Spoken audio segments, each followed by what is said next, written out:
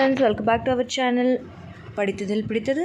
இன்றைக்கி நம்ம படித்ததில் பிடித்தது சேனலில் பார்க்க போகிற வீடியோ எதை பற்றி அப்படின்னு பார்த்தீங்க அப்படின்னா, இன்றைக்கி நம்ம பார்க்க போகிற வீடியோ ரொம்ப மோட்டிவேஷனான ஒரு ப்ரெக்னன்சி ஸ்டோரிக்கான டிப்ஸு தான் இன்றைக்கி நம்ம பார்க்க போகிறோம். அதாவது பார்த்திங்கன்னா, நம்ம லாஸ்ட் டைமில் வந்து பார்த்திங்கன்னா ஒரு சிஸ்டரோட ப்ரெக்னன்சி ஸ்டோரி வந்து வீடியோவாக போட்டிருந்தோம்.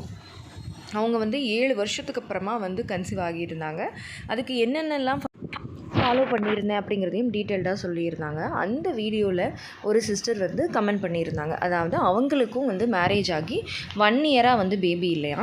அதே மாதிரி அவங்களோட சிஸ்டருக்கு 10 இயர்ஸாக பேபி இல்லாமல் இருந்திருக்காங்க.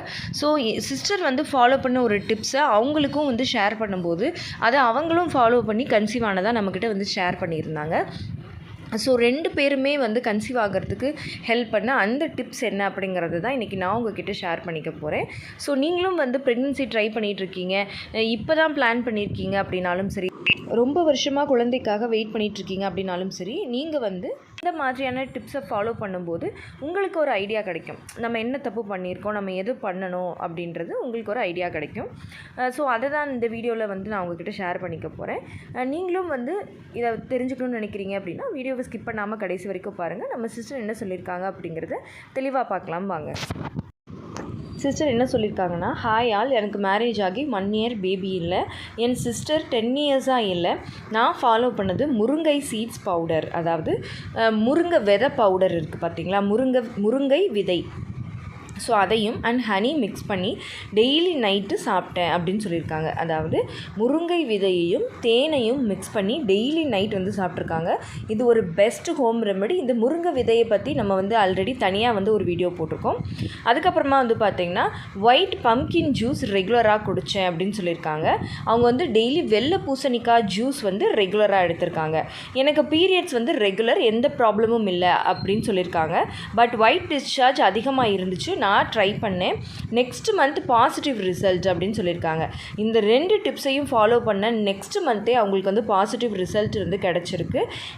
அதுக்கப்புறமா வந்து பார்த்திங்க அப்படின்னா என் சிஸ்டர் கிட்ட சொன்னேன். ஷீ ஆல்சோ ட்ரை பண்ணால் அவளுக்கும் பாசிட்டிவ் ரிசல்ட்ஸ். இப்போது பாய் பேபி பிறந்தாங்க அப்படின்னு சொல்லியிருக்காங்க.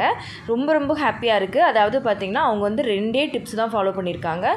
அதுலேயும் பெனிஃபிட்டான டிப்ஸ் என்னது அப்படின்னு பார்த்திங்கன்னா, முருங்கை விதையை வந்து தேனில் கலந்து, அதாவது முருங்கை விதையை நீங்கள் வாங்கி காய வச்சு பவுடர் பண்ணியும் யூஸ் பண்ணிக்கலாம்.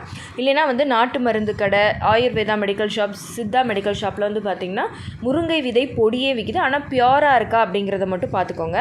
அதை வாங்கிட்டு வந்து டெய்லி வந்து 1 டீஸ்பூன் அளவுக்கு எடுத்து தேனில் மிக்ஸ் பண்ணி நைட்டு வந்து நீங்கள் சாப்பிட்டாலும் சரி, இல்லை பாலில் கலந்து கூட நீங்கள் குடிக்கலாம்.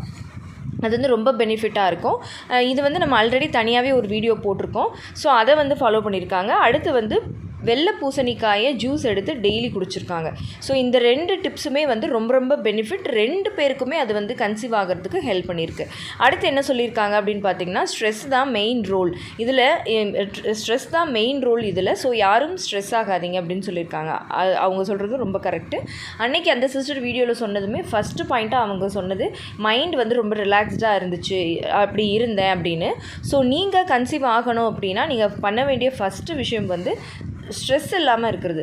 இப்போவே நிறைய பேர் சொல்கிறாங்க, எனக்கு ஒருவேளை ஸ்ட்ரெஸ்னால தான் இப்படி இருக்கும், நான் இதையே நினச்சி 24 ஹவர்ஸும் வந்து இதை திங்க் பண்ணிக்கிட்டே இருக்கேன், ஸோ இதனால தான் எனக்கு இன்னும் பீரியட்ஸ் வந்து ப்ராப்ளம் ஆகுதா, இல்லை வேறு இன்னும் பிரச்சனைகள் வருதா அப்படின்னா உண்மை தான். நீங்கள் வந்து ஸ்ட்ரெஸ் அதிகமாக இன்னும் இல்லாத பிரச்சனைகள்லாம் வந்து சேர்ந்து வருமே தவிர அது எந்த விதத்துலையும் ஒரு தீர்வாகாது. ஸோ முடிஞ்ச வரைக்கும் மைண்டை வந்து ஸ்ட்ரெஸ் இல்லாமல் ரொம்ப கூலாக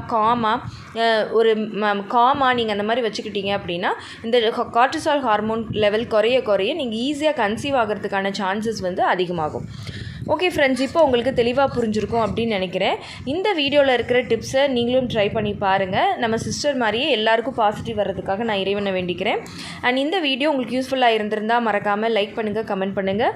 உங்கள் ஃபேமிலி அண்ட் ஃப்ரெண்ட்ஸுக்கும் இந்த வீடியோவை மறக்காமல் ஷேர் பண்ணுங்கள். அப்போ தான் எல்லாருக்குமே ரொம்ப யூஸ்ஃபுல்லாக இருக்கும்.